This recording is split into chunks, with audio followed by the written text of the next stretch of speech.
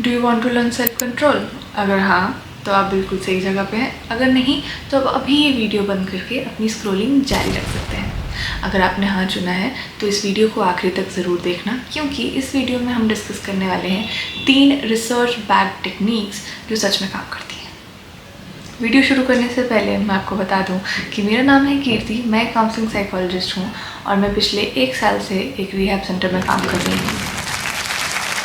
ये मेरा personal space है बिटवीन सेशन। यहाँ पे हम डिस्कशन करते हैं, यहाँ पे हम वो बातें भी करते हैं जो एक साइकोलॉजिस्ट अक्सर सोचता तो है पर खुलकर या किसी और के सामने बोल नहीं पाता।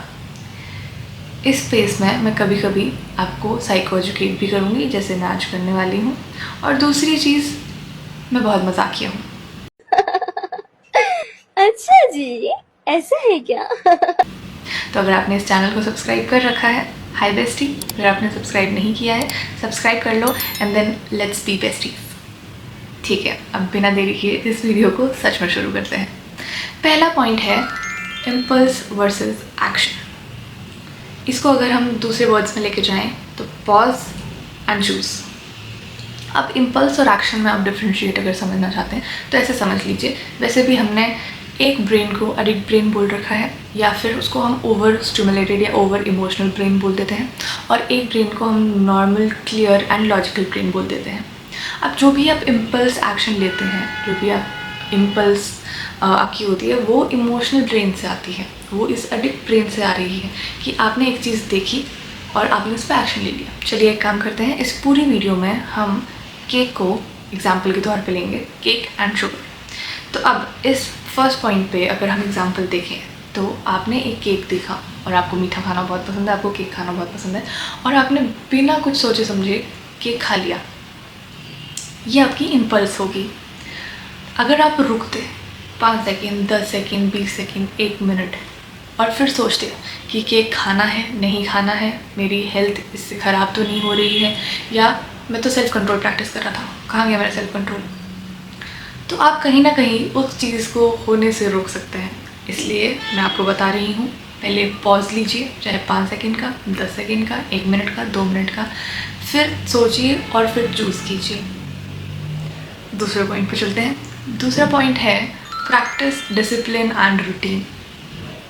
फन फैक्ट, जिस रिहैब सेंटर में मैं काम करती हूँ, मैक्सिमम पेशेंट मुझे कहते हैं कि यहाँ पे तो हम बिल्कुल रूटीन के साथ चल रहे हैं, रूटीन फॉलो कर रहे हैं, सुबह टाइम से उठ रहे हैं, टाइम से जो टाइम ब्रेकफास्ट लंच डिनर का डिसाइडेड है उसी टाइम पे हम खाना खा रहे हैं, जिस टाइम पे हमारी क्लासेस, हमारी काउंसलिंग सेशंस, हमारे ग्रुप सेशंस लगने के लिए बोला गया है, बताया गया, उसी टाइम पे हम वो सारी चीज़ें कर रहे हैं। हमारा बिल्कुल रूटीन फिक्स हो चुका है और हम धीरे धीरे इस रूटीन में हम अडाप्ट भी हो चुके हैं और हम एडजस्ट भी हो चुके हैं। We are very comfortable. But they also add कि जैसे हम यहाँ से बाहर जाएंगे या हम डिस्चार्ज होंगे, हम घर वापस जाएंगे, हमसे ये रूटीन फॉलो नहीं होगा, या हम ये रूटीन फॉलो नहीं करेंगे, या फिर हम सब कुछ भूल जाते हैं। रिहैब की बातें रिहैब में रह जाती हैं और एक न्यू लाइफ अगर चाहे तो, या वही ओल्ड लाइफ उनकी वो शुरू हो जाती है। और वहीं पे अब ये चीज़ होती है कि आपका एडिक्ट माइंड फिर से बहुत ही फास्ट एंड फ्यूरियस हो जाता है, वो डिसीजन लेना शुरू कर देता है। डिसीजन भी नहीं बोलेंगे उसको, हम इम्पल्सिव एक्शन लेना शुरू कर देता है, और वहाँ पे ये लोग स्लिप हो जाते हैं, जिसको हम अगर टर्म्स में बता दें तो रिलैप्स हो जाते हैं। अब यहाँ पे इसकी इम्पोर्टेंस आप समझिए। 2 रिसर्च हुई थी। इन 2 रिसर्च में पहली रिसर्च है 2015 की, स्कूल स्टूडेंट्स पे रिसर्च की गई थी, और वहाँ पे एंड कंक्लूजन यही थी कि जो स्टूडेंट्स सुबह उठ के एक ही टाइम पे उठते हैं, एक ही टाइम पे सोते हैं, और उनका अपना एक पढ़ाई का अलग रूटीन है, एक्सरसाइज का अलग रूटीन है, हॉबीज़ फॉलो करने का अलग रूटीन है, खेलने का अलग रूटीन है, उनमें सेल्फ कंट्रोल ज़्यादा देखा गया रेदर देन उनमें जो कि कोई रूटीन प्रॉपर फॉलो नहीं करते हैं और डिसिप्लिन, जब मर्जी सो रहे हैं, जब मर्जी उठ रहे हैं, इधर भी जा रहे हैं, उधर भी जा रहे हैं, everything is mixed and meshed. तो इससे हमें ये पता लगा कि अगर आपका एक प्रॉपर रूटीन बना हुआ है, अगर आप डिसिप्लिन में हैं, तो सेल्फ कंट्रोल आना, करना या होना बहुत ही आसान हो जाता है। सेकेंड स्टडी में हमें ये ये चीज़ तो प्रूव होती है कि हमारे पास एक रूटीन होना चाहिए, हमारे पास डिसिप्लिन प्रॉपर होना चाहिए, बट साथ ही साथ एक और चीज़ प्रूफ होती है सेकेंड स्टडी में, जो कि 2020 या 22 में आई थिंक हुई है या पब्लिश हुई है। उसमें बोला गया कि सिर्फ एक रूटीन होना और डिसिप्लिन होना ज़रूरी नहीं है।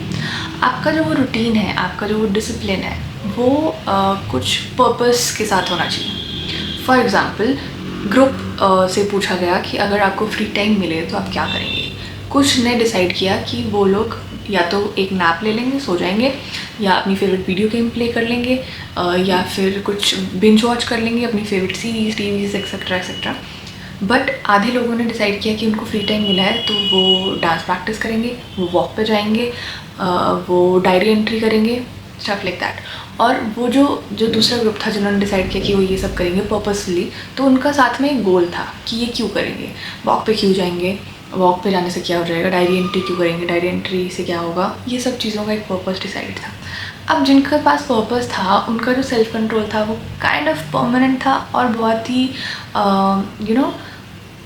रियलिस्टिक था, rather देन जो ये जिनका एक रूटीन तो चल रहा है बट उस रूटीन में ही एक फ्री टाइम दिया गया और वहाँ पे डिसाइड किया गया कि क्या करना है क्या नहीं करना है, और ये बैठ रहे हैं, सो रहे हैं, या गेम खेल रहे हैं, जो भी है बहुत ही रिलैक्स्ड एक्टिविटीज़ को चूज़ कर रहे हैं। इनका सेल्फ कंट्रोल कंपैरेटिवली लो होता है या कभी भी इनको धोखा दे सकता है, ठीक है। तो इससे हमें ये पता चलता है कि रूटीन होना इज़ वेरी इंपॉर्टेंट, डिसिप्लिन होना वेरी इंपॉर्टेंट।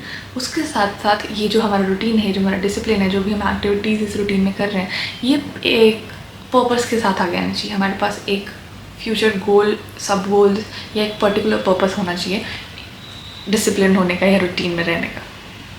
ये था पॉइंट नंबर 2। अब पॉइंट नंबर 3 पे चलते हैं, जो बोलता है बी प्रिपेयर्ड, प्री प्लानिंग कर लो और प्री डिसाइड कर लो। प्री प्लान कि जब भी एक पर्टिकुलर अर्ज आएगी तो उस पर हमने कैसे एक्ट करना है। अर्ज फॉर एग्जांपल केक का ही लेते हैं, अर्ज है या क्रेविंग्स हैं हमें केक खाने की।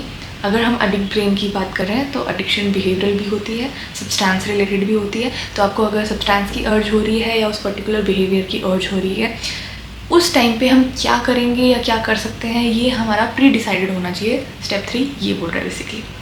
अब प्री डिसाइडेड क्यों होना चाहिए? जब भी हमारा दिमाग अर्ज और क्रेविंग की तरफ जाता है, अगर तो हमने कुछ नहीं सोच रखा है तो हम एक्शन ले लेंगे, हम स्लिप हो जाएंगे, हम रिलैप्स हो जाएंगे, या हम वो पर्टिकुलर बिहेवियर कर देंगे जो हम नहीं करना चाहते। हम अपने ऊपर सेल्फ कंट्रोल करें, हम सेल्फ कंट्रोल प्रैक्टिस करें तो हम वो एक्शन ले लेंगे। बट अगर बाय चांस मेरे दिमाग में आ रहा है कि मेरे को अर्ज हो रही है, मेरे को क्रेविंग्स हो रही है कि मुझे केक खाना है या मुझे केक मिल जाना चाहिए, और मैंने प्री डिसाइड कर रखा है कि जब भी मेरा मीठा खाने का मन करेगा या केक खाने का मन करेगा, मैं ठंडा पानी पीऊँगी या फिर मैं कोई फ्रूट खा लूँगी, ठीक है, प्री डिसाइडेड। अब जब भी इन फ्यूचर ये अर्जेस आएंगी तो मेरे ब्रेन को पता है कि मैंने पहले क्या डिसाइड किया था। चाहते ना चाहते सबसे पहले ये चीज़ पॉप होगी ही होगी दैट यू हैव डिसाइडेड कि तुम ये करोगी अगर ये हुआ तो, ठीक है। वो मेरे ब्रेन का एक सिस्टम है जो मुझे याद दिलाएगा कि ये वाला प्लानिंग हमारी हुई थी। अब वो मेरे ऊपर है, या फिर मेरा काम आसान हो रहा है कि ठीक है मैंने सोचा था, किस लिए सोचा था, मेरे पास सारी लिस्ट आ गई है क्योंकि मैं अपना भला चाहती हूँ, मैं दोबारा उस चीज़ में नहीं पढ़ना चाहती हूँ, या मैं तो सेल्फ कंट्रोल प्रैक्टिस कर रही हूँ, ब्ला ब्ला ब्ला। अब मेरे को हेल्प हो गई है तो अब बिल्कुल मेरे पास एक प्लान है, मेरे को सिर्फ डिसाइड करना है, मेरे को रुकना है और फिर मुझे चूज़ करना है, और I will excel in my self control part, okay. इससे एक और चीज़ होती है जो मैं अपनी पेशेंट को भी सिखाती हूँ कि please plan what you guys are going to do जब आप यहाँ से डिस्चार्ज हो जाएंगे। वो कहते हैं काउंटर स्टेटमेंट कि विल सी, हम बाहर जाके ही देखेंगे, क्योंकि मैम बाहर जो भी होने वाला है, जो भी होगा वो हमेशा सेम या एक जैसा नहीं होगा। हो सकता है हम यहाँ से कुछ भी सोच के चले जाएं और बाहर कुछ और ही हो जाए, ठीक है, एग्री। बाहर का एनवायरनमेंट डायनामिक है, हम खुद डायनामिक हैं, ठीक है, हमें नहीं पता कि कब क्या हो जाए। बट स्टिल अगर हमारे पास एक प्री प्लान है, हमारे दिमाग में सोच रखा है कि नो मैटर व्हाट अगर ये चीज़ होती है तो हम ये चीज़ स्लिप इन कर सकते हैं या हम उसके अलावा ये काम कर सकते हैं, तो वो कहीं ना कहीं हमें हेल्प ही करेगा। नो मैटर वो सिचुएशन क्या होने वाली है, आप कहाँ फंसने वाले हैं, आप कहाँ पे आपको कोई देख नहीं रहा है, आप अकाउंटेबिलिटी आप नहीं लेंगे आप, क्योंकि no one to response to. But still हमारा दिमाग तो हमें याद दिला ही देगा ना कि हमने क्या डिसाइड किया था, और हम तो सेल्फ कंट्रोल पे काम कर रहे हैं। और देखिए बहुत सिंपल सी बात है, एडिक्ट ब्रेन से निकलने के लिए, इम्पल्सिविटी छोड़ने के लिए, इम्पल्स एक्शन लेना बंद करने के लिए आपको सेल्फ कंट्रोल होना बहुत ज़रूरी है।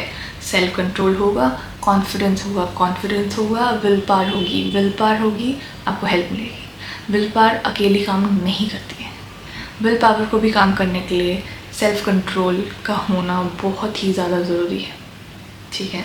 ये थे 3 major points, 3 major techniques, methods, whatever you want to call it. Please इनको एक बार फॉलो करके देखिए। अगर काम आती हैं I will be very happy to know, और अगर काम नहीं आती हैं let me know in the comment section, और हम कुछ और नई टेक्निक्स निकालेंगे जो हमें सेल्फ कंट्रोल करने में मदद करें या हमारा सेल्फ कंट्रोल बूस्ट कर दें. That's all for this video. Again, if you haven't subscribed, please subscribe and let's be besties. और bestie, अगर आपने मेरी ये वीडियो देखी है पर पिछली वीडियो नहीं देखी है, you guys know how YouTube work, okay? So go watch those videos too. यहाँ पे साइड में कहीं पे आ जाएंगी, तो उनको भी देख लो और मुझे ऐसे सपोर्ट करते रहो और मेरे साथ बने रहो.